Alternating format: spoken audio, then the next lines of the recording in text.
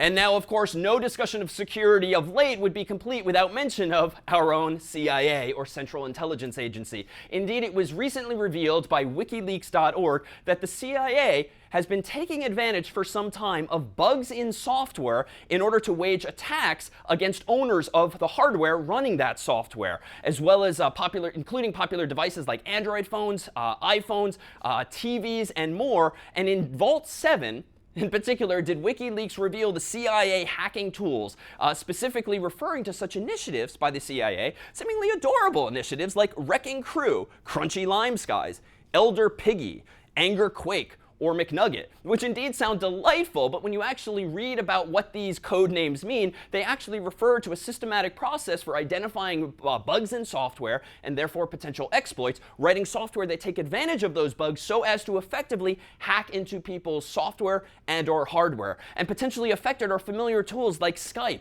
our own Wi-Fi networks, PDFs, antivirus software, in addition to popular devices like the very phones in our pocket. But all too close to home, frankly, was the fact that Samsung TVs seem to be the result or the victim of some of these very exploits. In fact, adorably, Weeping Angel was the code name for a project that took advantage of bugs in Samsung TV's own software, smart TV software, in order to turn on, without customers apparently knowing, those devices' microphones so that you could theoretically listen in on conversations and even record them, even while giving the appearance that the TV is off. So the user thinks the TV is off and he or she is talking, but meanwhile, that TV is actually listening. Now, you may recall it wasn't all that long ago that CS50 itself blew the lid off of another problem with Samsung smart TVs, whereby at the time, though they claimed and thought they were actually encrypting such data, because these microphones are present so that you can talk to your TV and issue voice-based commands, well, recall that that data was not actually being encrypted. Now, what is a smart TV in the first place? Well, at the end of the day, our TVs are no longer just televisions. They're actually full-fledged computers with hardware and software within. And indeed, if you have such a smart TV, whether it's Samsung or something else, you may very well have icons like these on your TV, much like a tablet or phone. And that's because you can install software on TVs today. But if you can install software, you can surely install accidentally buggy software or unknowingly exploitive software that's actually doing something it's not supposed to do. But even scarier is when our hardware has things like these things here, cameras and microphones that are supposed to be used for good and not evil, as this man here is talking to his TV and using Skype by talking into his remote control. That, in fact, is meant to be a feature. But when these things can be turned on without our control, and when they can be turned on even when we think they're off, therein lies the threat and the scare.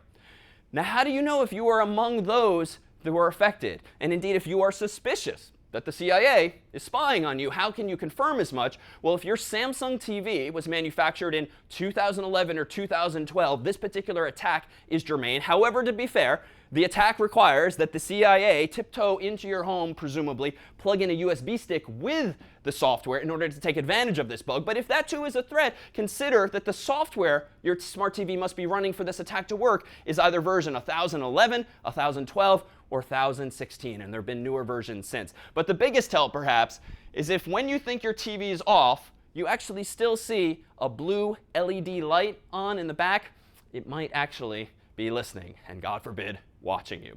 For more on this particular attack and others, you can take a look at this URL here. That's it for CS50 Live. Thank you so much to CS50 Zone, Ian and Andrew, Marinda, Ramon, Scully, Dan, Arturo, Christian, and of course, CS50 Zone, Doug Lloyd. This was CS50.